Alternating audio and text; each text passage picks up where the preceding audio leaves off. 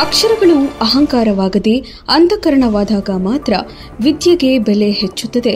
ಆದರೆ ಇತ್ತೀಚೆಗೆ ಮನುಷ್ಯನಲ್ಲಿ ಮೃಗೀಯ ಅಂಶ ಹೆಚ್ಚಾಗಿದೆ ಎಂದು ಸಾಹಿತಿ ಬರಗೂರು ರಾಮಚಂದ್ರಪ್ಪ ಅಭಿಪ್ರಾಯಪಟ್ಟರು. ಕಲ್ಪತರು ತಾಂತ್ರಿಕ ಮಹಾವಿದ್ಯಾಲಯದಲ್ಲಿ ಸೋಮವಾರ ಕಲ್ಪತರು ರತ್ನ ಪ್ರಶಸ್ತಿ ಸ್ವೀಕರಿಸಿ ಮಾತನಾಡಿದರು. ಇದೇ ಸಂದರ್ಭದಲ್ಲಿ ಕಲಾಕೃತಿ ಸಂಸ್ಥೆಯ ಅಧ್ಯಕ್ಷ ಡಾ ಜಿಎಸ್ ಶ್ರೀಧರ್, ನಗರಸಭಾ ಅಧ್ಯಕ್ಷೆ ಯಮುನಾ ಧರಣೇಶ್, ಭಾಗ್ಯಪಲ್ಲಿ ನಟರಾಜು, ಸಂಗಮೇಶ್, ಶಿವಪ್ರಸಾದ್, ಉಮಾಶಂಕರ್, ಮಧನಗೌಡ, ವೊಡಾಫೋನ್ ಚಂದ್ರು, ತರಕಾರಿ ಗಂಗಾಧರ್, ಕೆಎಂ ರಾಜಣ್ಣ ಭಾಗವಹಿಸಿದ್ದರು. ನಾವು ಜ್ಞಾಪಿಸಿಕೊಳ್ಳಬೇಕಾಗಿರ್ತಕ್ಕಂಥ ಹೆಸರು ಸಾವಿತ್ರಿಬಾಯಿ ಫುಲೆ ಅವರ ಹೆಸರು.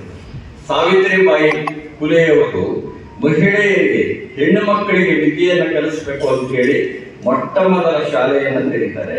ಆದ್ರೆ ಅವ್ರು ಶಾಲೆಗೆ ಹೋಗ್ತಾ ಇರ್ಬೇಕಾದ್ರೆ ಸಗಣಿ ಎಸಿತಾರೆ, ಅವರ ಮೇಲೆ ತೊಂದರೆ ಕೊಡ್ತಾರೆ, ನೀವು ಸಂಪ್ರದಾಯವನ್ನು ಮೀರ್ತಿದ್ದೀರಿ ಅಂತ. ಅದನ್ನೆಲ್ಲವನ್ನೂ ಸಹಿಸಿಕೊಂಡು ಮಕ್ಕಳಿಗೆ ಅವರು ಪಾಠ ಹೇಳ್ಕೊಡ್ತಾರೆ. ಮೊದಲ ಶಿಕ್ಷಕಿ ಅನ್ನುವಂತ ಒಂದು ಪ್ರಸಿದ್ಧಿ ಇವತ್ತು ನಾವು ಅವರಿಗೆ ಕೊಡ್ತಾ ಇದ್ದೀವಿ ಆ ಕೀರ್ತಿಯನ್ನ.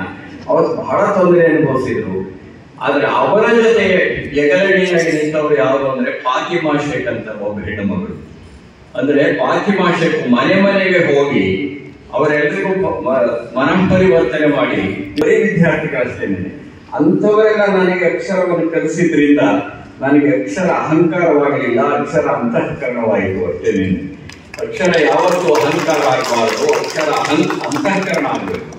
ಯಾವಾಗ ಅಕ್ಷರ ಅಂತಃಕರಣ ಆಗುತ್ತೆ ಆಗ ನಮ್ಮ ಎದುರುಗಡೆ ಇರೋ ಮನುಷ್ಯರನ್ನು ನಾವು ಕಾಣ್ತೇವೆ, ನಮ್ಮೊಳಗಡೆ ಒಂದು ಮಾನವೀಯತೆ ಬರೋದಕ್ಕೆ ಸಾಧ್ಯ ಆಗುತ್ತೆ.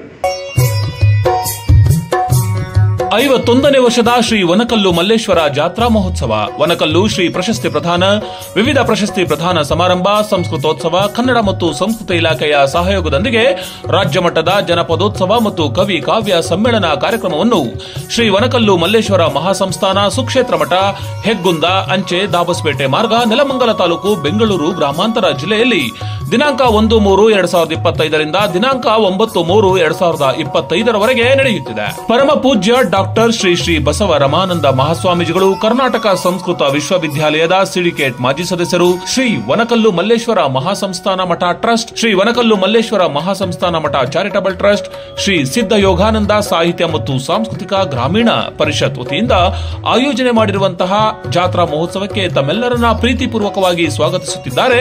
ಗುಬ್ಬಿ ತಾಲೂಕಿನ ಕಾಡುಗೊಲ್ಲ ಸಂಘದಿಂದ ಪ್ರೀತಿಪೂರ್ವಕ ಸ್ವಾಗತ.